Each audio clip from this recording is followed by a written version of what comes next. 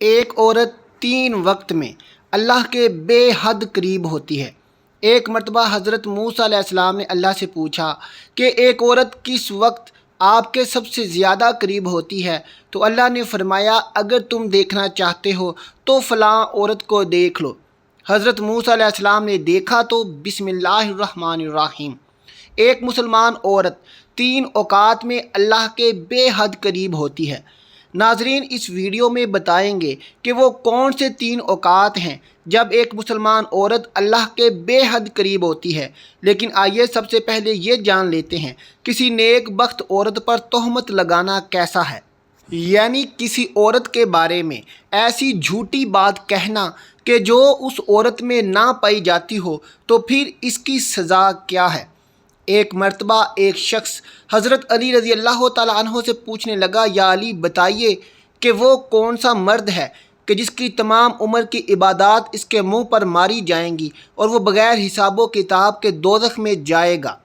بس جیسے ہی یہ پوچھا گیا تو حضرت علی نے فرمایا کہ اے بندہ خدا، یاد رکھنا کہ میں نے اللہ کے رسول سے سنا ہے کہ جو مرد کسی عورت پر تہمت لگاتا ہے تو اللہ اس مرد کی ساری نیکیاں اس کے منہ پر دے مارتا ہے، اور اللہ کے فرشتے اس پر مسلسل لعنت بھیجا کرتے ہیں، اور یوں وہ دنیا میں رسوا ہو جاتا ہے اور آخرت میں کسی بھی نیکی کا صلہ نہیں پاتا۔ وہ شخص پوچھنے لگا کہ یا علی، کسی عورت پر تہمت لگانا اتنا بڑا گناہ کیسے ہے؟ تو حضرت علی نے ارشاد فرمایا کہ اے شخص، کسی پر تہمت لگانا یعنی کسی کی عزت کو قتل کرنا، یاد رکھنا اللہ کے نزدیک جیسے کسی انسان کو قتل کرنا ایک بدترین گناہ ہے، ویسے ہی کسی پر تہمت لگانا اس کی عزت اور شخصیت کو قتل کر دینے کے برابر ہے۔ اے شخص، کبھی بھی کسی پر تہمت نہ لگانا، خاص طور سے کسی عورت کے بارے میں کبھی جھوٹی بات نہ کہنا۔ ناظرین، آئیے اب جانتے ہیں وہ کون سے 3 وقت ہوتے ہیں جب ایک مسلمان عورت اللہ کے قریب ہوتی ہے۔ حضرت علی سے پوچھا گیا کہ اللہ کے سب سے زیادہ نزدیک کون ہے؟ بس جیسے ہی یہ پوچھا گیا تو حضرت علی رضی اللہ تعالیٰ عنہ نے فرمایا، اے بندہ خدا، اللہ کے سب سے زیادہ قریب وہ عورت ہے جو اللہ کے لیے نامحرم سے پردہ کرتی ہے۔ اے بندے، یاد رکھنا کہ اللہ سبحانہ و تعالیٰ نے عورت کو رحمت کا مجسمہ بنایا ہے تاکہ وہ ہر گھر کو اللہ کی رحمت سے بھر دے۔ میں نے اللہ کے رسول سے سنا ہے کہ اللہ نے ہر عورت کے لیے ایک فرشتہ مقرر کیا تاکہ وہ عورت کے دل کی آواز کو سنے اور فوراً اس کو اللہ کے دربار میں پہنچا دے۔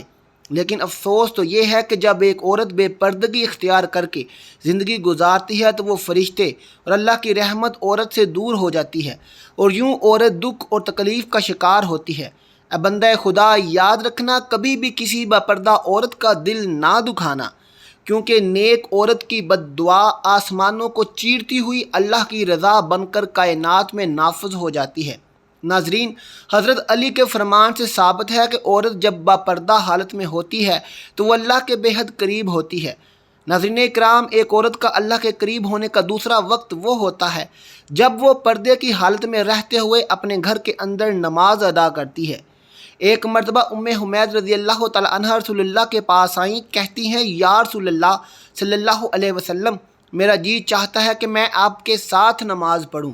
سوچیں، اس سے بڑی کوئی اور تمنا یا اس سے بڑی اور کوئی خواہش کیا ہو سکتی ہے؟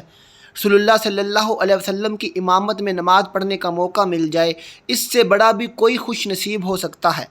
رسول خدا صلی اللہ علیہ وسلم نے فرمایا، میں جانتا ہوں کہ تم میرے ساتھ نماز پڑھنے کو پسند کرتی ہو، لیکن رسول اللہ صلی اللہ علیہ وسلم نے فرمایا، جو تم اپنے دار میں یعنی اپنے گھر میں نماز پڑھو گی وہ کسی مسجد میں جا کر پڑھی جانے والی نماز سے بہتر ہے۔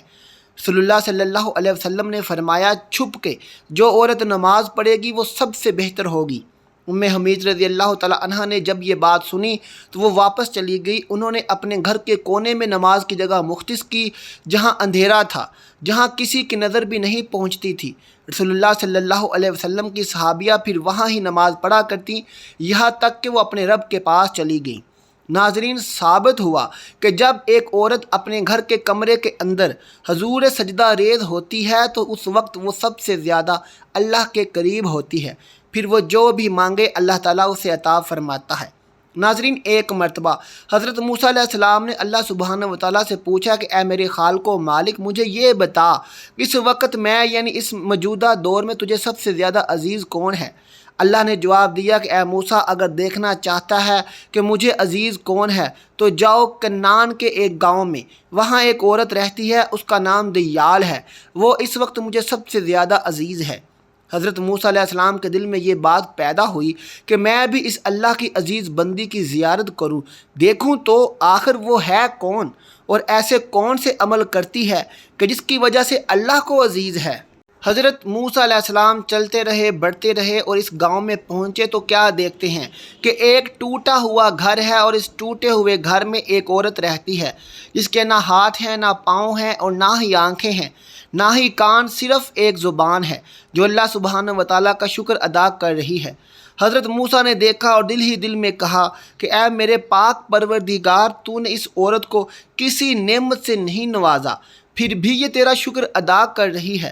بس حضرت موسیٰ علیہ السلام کا یہ سوچنا تھا کہ وہ عورت کہنے لگی، اے موسیٰ تو اللہ کا نبی ہوگا، اللہ کے لیے یہ نہ کہو کہ اللہ نے مجھے کچھ نہیں دیا، اللہ نے مجھے جو کچھ دیا ہے میں تو اس کا شکر ادا نہیں کر سکتی۔ تو حضرت موسیٰ علیہ السلام نے پوچھا کہ وہ کیسے؟ تو عورت کہنے لگی کہ اے موسیٰ اگر اللہ مجھے قدم دیتا اور میں ان قدموں سے چل کر باہر جاتی تو یقیناً گناہ کرتی، لیکن اللہ مجھے عزیز رکھتا ہے، اس لیے ایسے تمام گناہوں سے بچا لیا۔ اگر مجھے ہاتھ دیتا تو شاید کہ میں اللہ کی مخلوق پر ظلم کرتی، تو اللہ نے مجھے ان گناہوں سے بھی بچا لیا۔ اگر آنکھیں دیتا تو شاید کہ میں نامحرموں کو دیکھتی، تو اللہ نے مجھے ان گناہوں سے بھی بچا لیا۔ اگر اللہ مجھے کان دیتا تو شاید میں گانا بجانا سنتی، غیبت سنتی، اس لیے اللہ نے مجھے ان گناہوں سے بھی بچا لیا۔ صرف مجھے ایک زبان دی ہے تاکہ میں اس زبان سے اس کا شکر ادا کر سکوں، اور اللہ تعالیٰ نے میری روح کی آنکھوں کو اتنا منور کر دیا ہے کہ میں نے کبھی تمہیں دیکھا ہی نہیں، پھر بھی میں تجھے پہچانتی ہوں۔ تو بتاؤ کہ میں اس کریم اور رحیم اللہ کا شکر کیوں نہ ادا کروں؟ تو ناظرین یہ سب سن کر حضرت موسیٰ علیہ السلام رونے لگے اور کہنے لگے کہ تمہارا ایمان تمہیں اللہ کے قریب کرتا ہے۔ تو ثابت ہوا کہ اگر اللہ کسی عورت پر کوئی آزمائش ڈالتا ہے تو اسے چاہیے کہ اس آزمائش پر راضی ہو جائے اور اللہ کا شکر بجا لائے، کیونکہ ایسی عورت جو آزمائشوں کے باوجود اللہ کی شکر گزار ہوگی، پھر یہی وہ وقت ہے جب وہ اللہ کے بے حد قریب ہو جاتی ہے۔ احادیث مبارکہ میں عورتوں کے بیان کردہ اوصاف کی 3 قسمیں ہیں۔ اس میں سے پہلی قسم کی عورت جن اوصاف کی حامل ہوگی وہ یہ ہیں: وہ عورت نرم ہو، نرم مزاج ہو، بردبار ہو، عفیفہ ہو یعنی پاک دامن ہو، وہ عورت مسلمان ہو، اپنے شوہر سے بہت محبت کرنے والی ہو، وہ عورت زمانے کے حوادثات کے مقابلے میں اپنے شوہر کی مددگار ہو مگر شوہر کے مقابلے میں حوادث زمانہ کی مددگار نہ ہو، عفیفہ اور پاک دامن ہو۔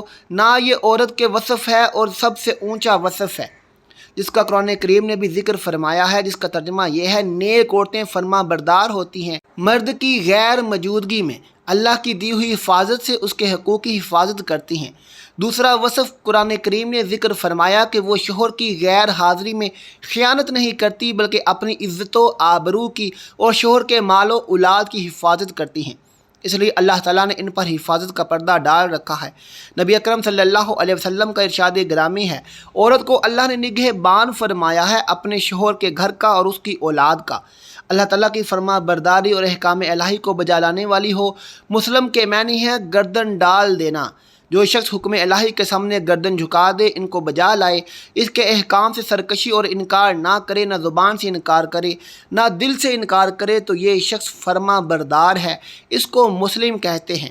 اور جو شخص حکم الہی سن لیتا ہے لیکن ماننے کا جذبہ اس میں پیدا نہیں ہوتا اور اس کی خواہش نفس اس کو دوسری پٹی پڑھاتی ہے، تو اس کی مسلمانی میں نقص ہے۔ میں یہ تو نہیں کہوں گا کہ وہ مسلمان نہیں ہے، مسلمان ہے، کلمہ طیبہ پڑھتا ہے، لیکن اس کی مسلمانی میں نقص پایا جاتا ہے، کیونکہ مسلم تو وہ ہوتا ہے جو اللہ کے سامنے گردن رکھ دے، گردن جھکا دے، اپنی ظاہری گردن بھی جھکا دے، جیسا کہ ہم سجدے میں جھکا دیتے ہیں، اور دل کی گردن بھی جھک جائے۔ اپنے چہرے اور وجود والی گردن تو تم نے اللہ کے سامنے جھکا دی، لیکن دل کی گردن نہیں جھکی۔ یہ گردن بھی تو اللہ کے سامنے جھکنی چاہیے، اس کی ہر منشا اور ہر حکم کے سامنے ہماری گردن جھکی ہونی چاہیے۔ تیسری صفت فرمائی کہ نرم مزاج ہو۔ کہتے ہیں کہ بدخوئی، سخت زبانی یوں تو ہر شخص کے بارے میں عیب ہے، لیکن عورت میں ہو تو زیادہ عیب ہے۔ آدمی کو کبھی درشت خو، بد مزاج، اکڑا طبیعت اور سختی کے ساتھ بات کرنے والا نہیں ہونا چاہیے۔ فطرت کو ناپسند ہے سختی زبان میں، رکھی نہ اس لیے ہڈی زبان میں۔ ہڈی سخت ہوتی ہے، اللہ تعالیٰ نے دوسرے تمام اعضاء میں رکھی ہوئی ہے، زبان میں نہیں رکھی۔ زبان کا نرم ہونا اللہ کو پسند ہے، فطرت نرمی کو چاہتی ہے، اور خاتون خانہ کی زبان تو بطور خاص بالکل ہی نرم ہونی چاہیے۔ حدیث شریف میں آتا ہے اللہ تعالیٰ خود بھی نرمی کرنے والے ہیں اور نرمی کو پسند فرماتے ہیں۔ اللہ تعالیٰ نرمی پر وہ چیز عطا فرماتے ہیں جو سختی پر عطا نہیں فرماتے۔ حق تعالیٰ شانہ کی رحمت نرمی سے کام لینے والے آدمی پر جس طرح متوجہ ہوتی ہے، سختی سے کام لینے والے پر متوجہ نہیں ہوتی۔ چنانچہ عورت کو نرم خو، نرم زبان اور دھیمے مزاج والی ہونا چاہیے۔ مرد عورت کی زبان کب نرم و سخت ہوتی ہے؟ ایک بزرگ فرماتے ہیں کہ مرد اور عورت میں یہ فرق ہے کہ شروع میں مرد کی زبان سخت ہوتی ہے اور عورت کی زبان نرم ہوتی ہے۔ جوں جوں عمر بڑھتی جاتی ہے، مرد کی زبان نرم ہوتی جاتی ہے اور عورت کی زبان سخت ہوتی جاتی ہے۔ یہ عجیب تجربہ بتایا ہے کہ عمر کا بڑھنا آدمی کے مزاج کے ساتھ اس کی زبان کو بھی نرم کر دیتا ہے، اور عورت کی عمر کا بڑھنا اس کے مزاج اور زبان کو بھی سخت کر دیتا ہے۔ نوجوانی کے زمانے میں عورت جیسی نرم مزاج، شیریں زبان ہوتی ہے، بڑی عمر ہونے کے بعد وہ بات نہیں رہتی۔ خدا جانے کیا قصہ ہے۔ بہر کیف نرم خوئی اور نرم مزاجی عورت کا زیور ہے، یہ اس کے حسن اور نزاکت کو دوبالا کر دیتی ہے۔ عورت کی چوتھی صفت ہے وہ محبت کرنے والی، اور یہ محبت کرنا انسان کی فطرت ہے۔ بعض داناؤں کا کہنا ہے، اور یہ کہنا صحیح ہے، کہ دنیا میں محبت کا راج ہے، دنیا میں محبت کا سکہ چلتا ہے۔ میرے خیال میں اگر دنیا سے محبت کا عنصر نکال دیا جائے تو اس عالم میں جس کو ہم دنیا کہتے ہیں، اس جگہ کو جس کو ہم جہنم کہتے ہیں، کچھ فرق نہیں رہے گا۔ صرف ایک محبت کی شیرینی نے اس پورے عالم کو حسین بنا رکھا ہے۔ اللہ تبارک و تعالیٰ سے دعا ہے کہ نیکی کی بات کو سننے، سمجھنے، اس پر عمل کرنے کی توفیق عطا فرمائے، آمین یا رب العالمین۔ آخر میں ناظرین کمنٹ باکس میں اللہ کے 99 ناموں میں سے ایک نام ضرور ٹائپ کر دیں۔ ملتے ہیں آپ سے اگلی ویڈیو کے ساتھ، تب تک اپنا خیال رکھیے گا۔ اللہ حافظ۔